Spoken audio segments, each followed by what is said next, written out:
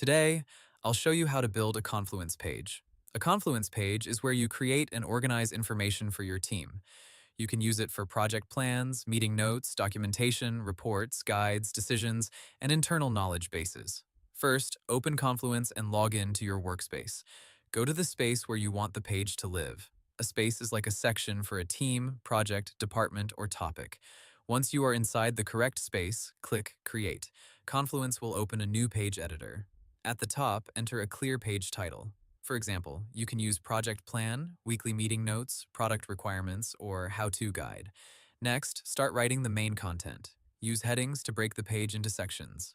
For example, you can add sections like Overview, Goals, Timeline, Tasks, Risks, and Next Steps. To add special elements, type the / command. This lets you insert tables, dates, status labels, panels, dividers, images, files, Jira issues, and more. If you want the page to be easy to read, keep paragraphs short and use tables or bullet points for structured information. You can also mention teammates by typing at, followed by their name.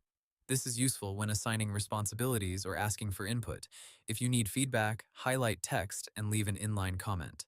To organize the page, create child pages under a main page. For example, a project hub can have child pages for meeting notes, requirements, decisions, and reports. Before publishing, review the layout. Make sure the title is clear, the sections are organized, and important links or files are included. When everything looks ready, click Publish. After publishing, share the page with your team or copy the page link. And that's it. You've successfully built a Confluence page. Hope the tutorial was helpful, subscribe to my channel, and see you in the next video.